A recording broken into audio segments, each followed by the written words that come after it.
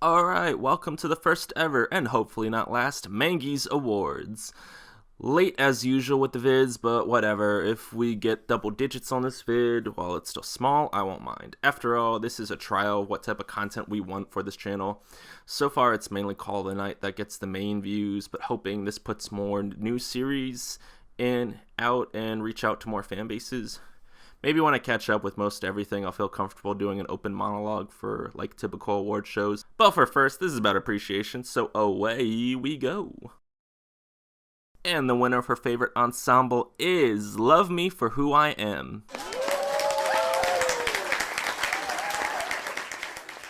Each character gives a different perspective in both sexuality and identity, either in being someone who accepts what they are but aren't ready to face what society has to say about it, or someone who doesn't understand what they are but isn't afraid to let society judge what they know so far. Each person battling their own issues outside and in, trying to find comfort in acceptance and understanding. And the winner for favorite male lead is Akira from Zombie 100. To be fair to Blue Period, I'm still only on volume 2 so far, but that isn't taking anything away from Akira, who is in unprecedented circumstances and one of the most worst outcomes imaginable for human existence, finds a way to make the best use of it. For his daring nature and encouraging friends, to his willingness to help others, for the most part, Akira always puts a smile on his face and tries to live his best life while the world is ending, looking for all the things that society held down on him. And the winner for favorite female lead, Miko from Mirko-Chan.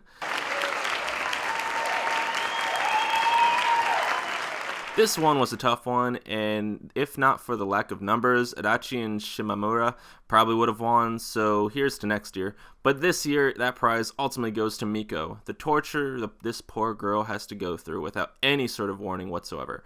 Her comedic ability to avoid confrontation for the first 2 volumes is nothing short of a miracle, and builds our sympathy for her in every chapter.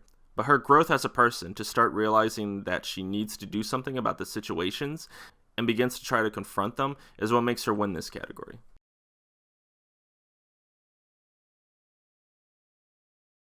And the winner for favorite relationship, Ko and Nazuna in Call of the Night. Yeah, no. They may try to consider it a friendship with them helping each other figure out about love, but no, this is a relationship.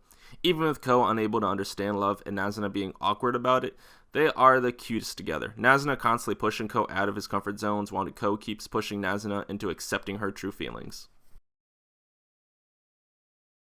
And for funniest series of the year, The Dangers in My Heart.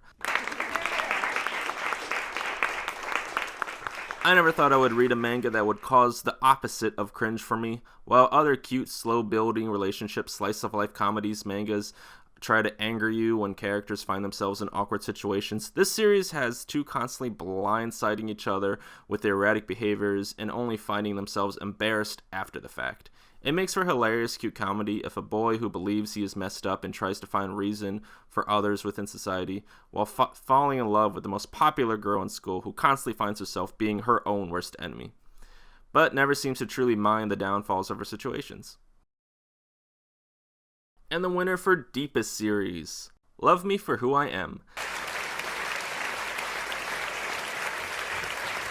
Again, Adachi and Shimamura Volume 2 blew me away from any expectations of a cute crush on my best friend kind of manga, but it's only 2 volumes so far.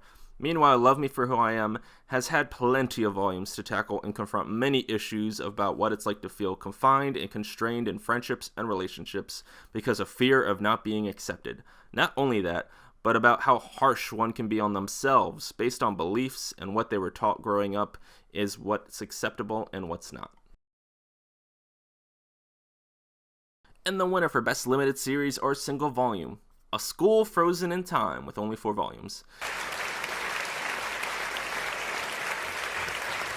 This series just takes a whole new level of trying to understand the inability to control every situation around you and having to accept that sometimes you can't save everyone, along with subtly stating that you never truly know what's going on with people you believe you know the best of. Everyone has secrets, everyone's suffering from something, and everyone needs a helping hand, but not everyone can be saved, and you shouldn't blame yourself for what you can't control. No matter how hard you try, you'll never know what power you truly hold over others' decisions. And the winner for Best Writing, Adachi and Shimamura. Okay, I'm giving this one to them. That second volume just was unbelievable. It brought me back to the true disdain of what it's like to be young, with everyone pushing what your future should be like. On one arm, they tell you that you're only a kid and you don't know any better. On the other, they're telling you that you need to grow up and start acting mature. Both girls are tired of the strain and exhaustion and run away from all that stress into each other. Blue Period also deals with those issues, and Call of Night definitely jumped to even greater heights in their fifth volume, but this one still has a special place in my heart. And the winner for Best Art, Mirko-Chan.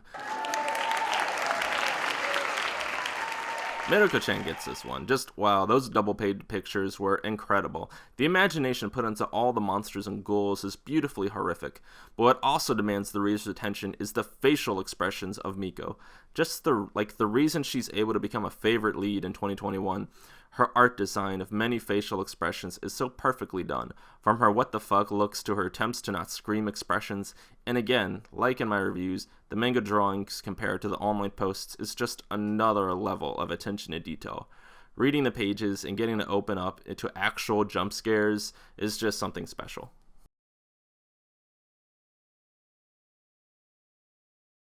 And Best Volume for 2021, Call of the Night Volume 5.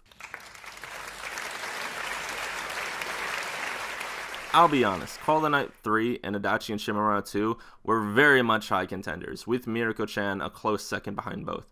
But recently reading Call of the Night Volume 5, released just a few weeks before the end of the year, was a beautiful experience. Every time you may fear that this vampire story is going to go the typical routes that every other vampire story goes, it strays away and stays true to its hubris and always keeps things to what I like to label punk rock love. With all the main characters facing their true fears and having to decide their resolutions, with a new vampire giving a new insight on life, while revealing that it's not always a bad thing when things aren't as they seem. And the winner for Best Series of 2021, Call of the Night. Well, this shouldn't be a big surprise. I imagine if I chose anything else, it would have been considered an upset. Call of the Night was the reason for this and my Instagram channel. I just want to talk with someone about the series. I saw most people only reviewed the first volume vaguely. Call of the Night gives a new form to Romance of the Night. If you ever have trouble sleeping or wandered around yours or any neighborhood at night, you would understand, wanting to abandon normalcy and adventuring into a new side of the same world. Well, that's it for this Rookie Award show. Hopefully I'll be able to do another one for this upcoming year. Most look forward to series in this upcoming year are No Matter What You Say, Furi-san is Scary, Please Put Them On, Takamani-san, Adachi and Shimamura, The Dangers in My Heart, My Lovey-Dovey Wife is a Stone Cold Killer, Mama Akuma, Kaiju Girl, I Belong to the Baddest Girl at School, and Can't Stop Cursing You. Thanks for watching, and as always, go read a book.